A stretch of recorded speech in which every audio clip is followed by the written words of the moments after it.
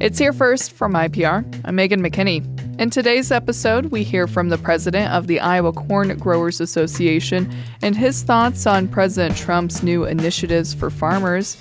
And also in today's episode, a bill that could change the minimum speed limit on some highways.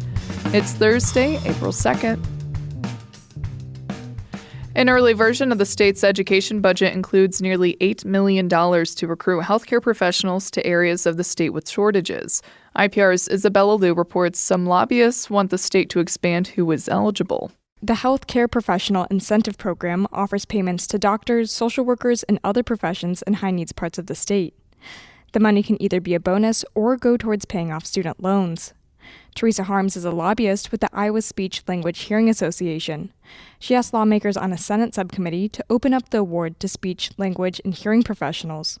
Speech and hearing, and particularly our DOs, are in high demand in our rural areas. And if we're not getting those dollars out there to support that, I don't think it's meeting the need or intended purpose of what those dollars were allocated for. A lobbyist from the Iowa Psychological Association also asked for psychologists to be added to the list of professions. I'm Isabella Liu, IPR News.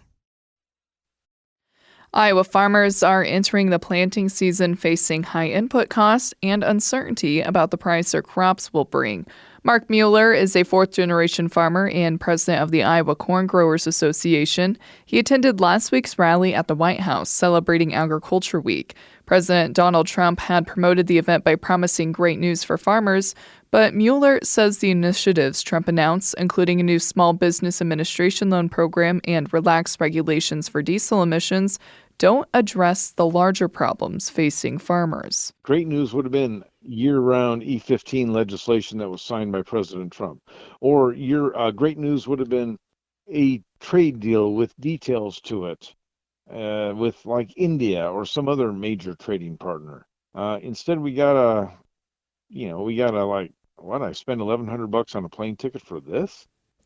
Mueller also says the government should address consolidation and lack of competition in the fertilizer industry.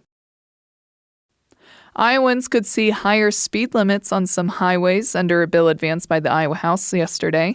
The bill would raise the default speed limit from 55 miles per hour to 60 on most roads. Democratic Representative Austin Baith of Des Moines voted against the bill. He says raising the speed limit will lead to more traffic-related deaths. This is a kid who won't make it to his graduation. This is a father who won't make it home to dinner. A sister who had her whole life ahead of her. A study by the nonprofit Insurance Institute for Highway Safety found that raising the speed limit by 5 miles per hour led to 8.5% more fatalities on interstates and freeways. It also led to almost a 3% increase in fatalities on other roads. The proposal passed 76-16 and now goes back to the Senate. The Iowa Judicial Branch is asking lawmakers to boost their funding to cover salary increases. The current proposal from the governor does not include any change in funding, but the Judicial Branch says a 3% increase would let them raise pay for judicial officers to keep up with inflation and cost of living. Caitlin Jarzin represents the Judicial Branch and says raising judicial salaries will keep the roles competitive. She says there's been a 70% drop in district court judge applications over the last 20 years. We recognize the environment the legislature is working within this year. At the same time, the need to address judicial compensation hasn't changed. It's still a priority. To the extent possible, even a modest increase this year would be very helpful and appreciated. Jarzin says last year there was an average of 5 applicants per job opening for district court judges. The National Center for State Courts says Iowa has the lowest judicial pay out of all neighboring states. You're listening to Hear First from IPR. I'm Megan McKinney. Thanks for listening today. I'm going to be out tomorrow through Monday. Talk Tuesday. Have a great weekend.